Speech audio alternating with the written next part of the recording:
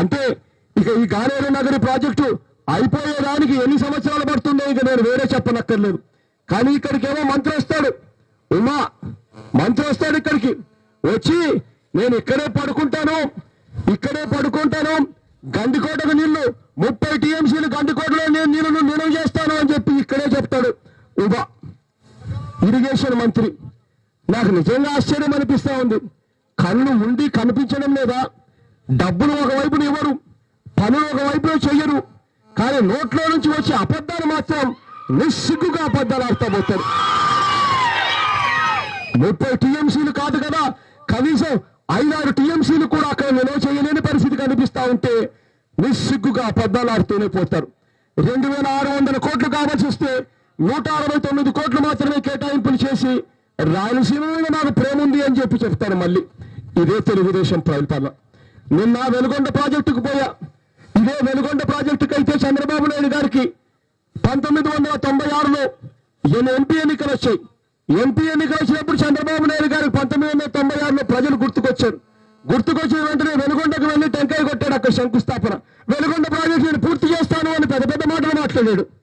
ఆ తర్వాత ఎన్నికలు అయిపోయిన తర్వాత 1996 ఎన్నికలు అయిపోయిన తర్వాత వెలుగొండ ప్రాజెక్టు గాలికి వదిలేశాడు. మొత్తం వెలుగొండ ప్రాజెక్టుకు చంద్రబాబు నాయుడు గారు 9 సంవత్సరాల కాలంలో వెలుగొండ ప్రాజెక్టుకు చంద్రబాబు నాయుడు గారు ఎంత ఖర్చు పెట్టారు అని అంటే 24 కోట్ల మించి ఖర్చు పెట్టలేదు. అంటే దాని అర్థం సంవత్సరానికి 2 కోట్లు కూడా అటు ఇటుగా పెట్టాడు అని అంటే ఆ ఇచ్చేది జీతాలకు కూడా సరిపోని పరిస్థితిని ఇట్టే అర్థమవుతుంది. కానీ ఆ తర్వాత ఆ దివంగత నేత ప్రీతమ నాయకుడు రాజశేఖర రెడ్డి గారు వచ్చిన తర్వాత వెలుగొండ ప్రాజెక్టుకు ఆ రాజశేఖర రెడ్డి గారు ఆ తర్వాత ప్రభుత్వాలు 3000 కోట్ల రూపాయలు ఖర్చు చేశారు. ఇక మిగిలి ఉండేది కేవలం 1500 కోట్ల రూపాయలు.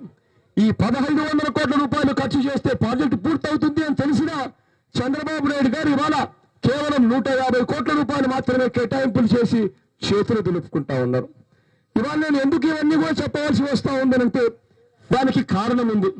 కారణం ఏంటంటే రాయలసీమకు అన్యాయం చంద్రబాబు నాయుడు గారు చేయబోతా ఉన్నారు. కానీ ఆయనేమో జగన్ రాయలసీమ మీద ప్రేమ లేదు అని చెప్పి అబద్ధాలు ఆడుతా ఉన్నాడు.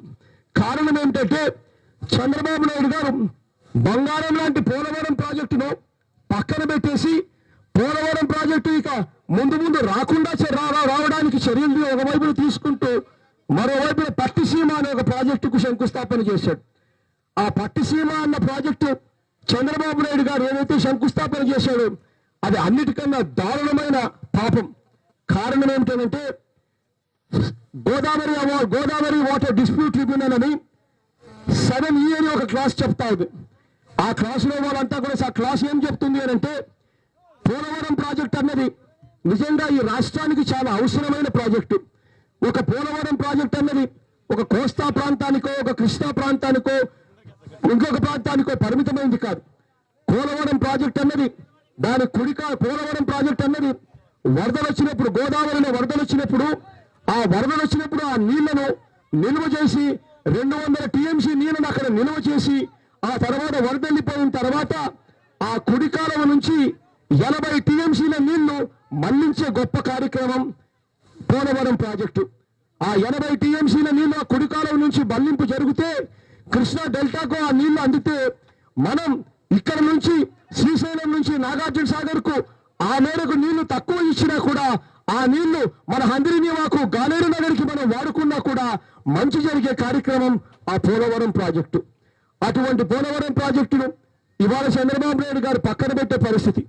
పట్టిసీమ అనే ఒక ప్రాజెక్టుకు చంద్రబాబు నాయుడు గారు శంకుస్థాపన చేశాడు.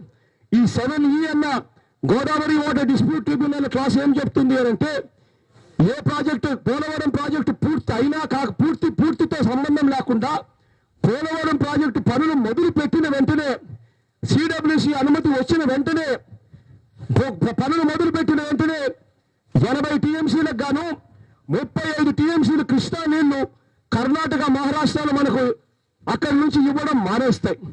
ఒకవైపున పోలవరం ప్రాజెక్టు పనులు మొదలు కాకముందే పరిస్థితి ఈ మాదిరిగా మనకుంటే 7F అని Godavari water dispute tribunal 7F అని ఇంకొకటి ఏం చెప్తుంది అంటే ఆ 7F చెప్తుంది ఇలా పట్టిసీమ మాదిరిగానే చంద్రబాబు నాయుడు గారు ఏ ప్రాజెక్టు గుండా అయినా కూడా గోదావరి నీళ్లను డైవర్ట్ చేస్తే ఏ మేరకైతే ఆయన డైవర్ట్ చేస్తాడో ఆ మేరకు ప్రపోర్షనేట్ గా కర్ణాటక మహారాష్ట్రలో మనకు కృష్ణా నీళ్లు అడ్డుకట్ట వేసేదానికి పర్మిషన్ ఇస్తున్నారు.